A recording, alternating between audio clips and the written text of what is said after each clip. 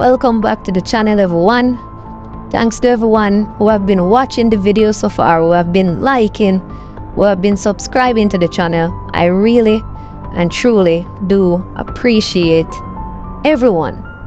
Now, we're gonna talk today about the monkeypox virus that has since been declared an emergency by the World Health Organization. And we're going to discuss whether or not we believe that this virus can be the next pandemic. Now, pandemics have been around for a long period of time. As far as 430 BCE, based on my research, the plague of Athens. Now, more recently, we can talk about pandemics like the Black Death, which lasted from 1347 to 1351, and it killed an estimated 30 million people across Europe. We all know about this one, famous one, Espanol, the Spanish flu from 1918 to 1919. And we know that this is after the end of World War I in 1918. And it killed approximately 50 million people. We also have the HIV/AIDS pandemic from the 1980s, well, up until now, because AIDS is still a big issue in our society, even though medicine is advanced to the point where you can treat it. But obviously, we know that thus far there's no known cure. Now, the COVID-19 virus, which many of us have experienced, started in, I believe, the latter part of 2019, and COVID is still around. Well, the COVID virus, unlike the monkeypox virus, was at the time very new, and that is why they keep on using the term novel, which means new. And it was a global health crisis with a lot of effects, and it has far reached in society of every corner of this world. And the pandemic, which we just came out of, it has a lot of effects on how we operate and how we go about doing things, as far as accelerating digital technology, work from home, remote working. You know, we have social and economic inequalities, which were very, very, very, very much present during that pandemic. And we know what happened when they started to, make these quote-unquote vaccines that were thought of like a silver bullet for the pandemic. I remember when they just introduced the vaccine, they said that the vaccine was to cure the virus. I remember watching the news, and the vaccine was going to stop the virus and there would be no more transmission, and we all know how that went. Then subsequently, they said that the vaccine had a 99% efficacy. Then it was 80 something, then 75, until at one point I believe the efficacy was in the teens. It's pretty laughable now, but it's not really funny, to be honest. And it was in the teens, and then you had to take a booster shot and booster shot and booster shot to the point where persons are going for their 5th booster, 6th booster. It was a crazy experience. And personally, I remember, when the pandemic started, I wasn't in Jamaica, I was overseas. And obviously watching mainstream media, and seeing what's going on, I was pretty shaken up. I was like, wow, this thing seemed really serious. And then I started to watch the number of deaths in different countries based on what mainstream media was, reporting. And then further on, when I started to look at alternative media, independent journalists, so on and so forth, I started to realize that this was a big hoax. My bad. In the sense that, yes, the virus is very real, but in terms of the numbers and the amount of people that actually that died from the virus, it was over exaggerated. Most persons who died from the virus, they had comorbidities. Now these comorbidities, whether they have life-threatening illnesses, they have been suffering from some lifestyle disease like diabetes, they have hypertension, etc. Person who have cancer, or person who's just who were just unhealthy. So it had a 99% recovery rate. Unlike any virus, like even the common cold and the flu, obviously those would affect people who are more vulnerable. Persons who have weakened or compromised immune system, persons who have autoimmune diseases. So, of course, you would expect that those persons would be more adversely affected by a new virus. Now, when it comes on to persons who are in good shape, have a good standard of health or even average, those persons weren't so adversely affected by the virus. And what they did in terms of their reporting was that if a person came into the hospital, for example, from a car accident and they pass away, and after passing away and they do the autopsy and they realize that this person had COVID, it's not recorded as an accident, but rather recorded as a COVID death.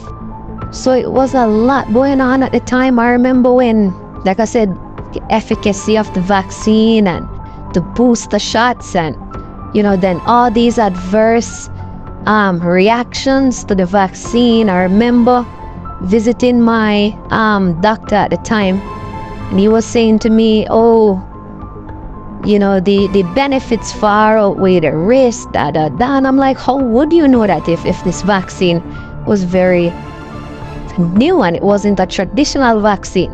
They were using new technology, so everything was new. The mRNA technology is pretty new. It's not a traditional vaccine where you have a part of the virus, or you have the live virus itself, and then you allow your immune system now to make antibodies to combat that virus. It was more of mRNA technology that has to do with your protein and how that replicate inside our systems, and it had far-reaching effects as it pertains to our DNA and the synthesizing of other proteins and DNA molecules. I don't really want to get too technical with that, but it wasn't a regular traditional vaccine like your polio vaccine or the ones we get when we're very young. It wasn't one of those ones. It was new technology. They didn't have the research. It was made in a couple of months, like Trump said, warp speed. So it was a lot going on, and people wanted to voice their opinions. People wanted to research for themselves. When it comes on to the vaccine and vaccine mandates, opinions were divided, and it's almost as if there wasn't any space for any opinion that was not in alignment to what the establishment and what mainstream media and the people that you see on TV, they weren't so welcoming. Even your own family, friends. At one point, I have a doctor friend of mine telling me that there's no such thing as natural immunity. That's so far gone. People went with this pandemic, and we saw how, the mandates have far-reaching effects. People had to take a vaccine to travel, to go to restaurant, to the basic stuff, go to school, etc. A vaccine that doesn't stop the virus, it doesn't stop transmission, but somehow you have to take it. And if you get adversely affected by this vaccine, there was no compensation, because you could not hold the pharmaceutical companies liable. They were protected under law for not being liable if you should get injured by their product. There were just so many red flags, just too much for me. And I think that a person's health is their decision. You make the decision, and each person is unique in their own physiological makeup, their own biological makeup as well. Your body chemistry. You're unique in your own self. So for me, I look at it and I weigh up the pros and the cons, and I'm like, if something should happen to me, I can't get compensation for that because I can't hold you accountable for what your product has done to me. So for me, it was definitely, the answer to that. But we're moving on now to the new emergency now, according to the World Health Organization, the WHO, which is the Mpox. Because remember, 2 years ago, I believe, back in 2022, there was the emergence of Monkeypox. It's not a new virus. It has been around for quite some time, so it's not novel or new like the COVID virus. But I remember about 2 years ago when Monkeypox came around, and most of the transmission and most of the persons who had Monkeypox were persons who from the LGBTQ community and gays and stuff like that. They were the ones who were transmitting the monkeypox, and then it became, I believe, at one point a stereotypical disease to the point where we just didn't hear about it anymore, and then now it has re-emerged into the space where you have a few cases in the Democratic Republic of Congo. So now monkeypox, we're asking the question, is monkeypox the new pandemic? And we're gonna discuss now monkeypox, like COVID, is a viral zoonosis, meaning a virus that can be transmitted from humans, can be transmitted to humans from animals.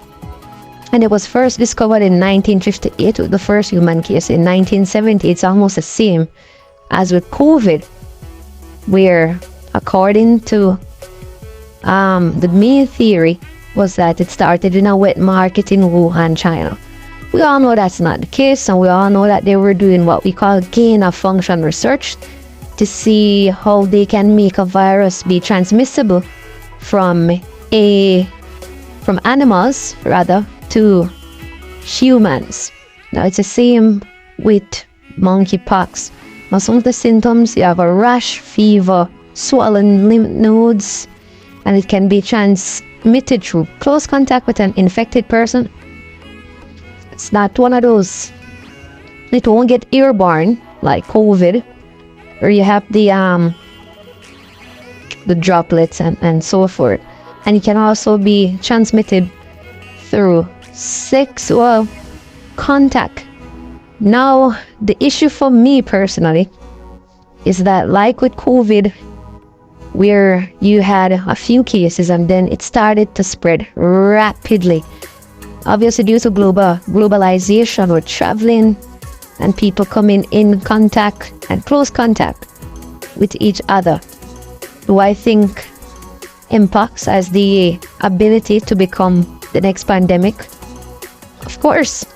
But what are we doing as a people to ensure that that's not the case? And even if it becomes the case, which I think it would, how are we going to combat? So are we going to do the same things that failed during the COVID pandemic? The same vaccination, the same social distance, and the same mask, wherein we must have learned something from what we just went through.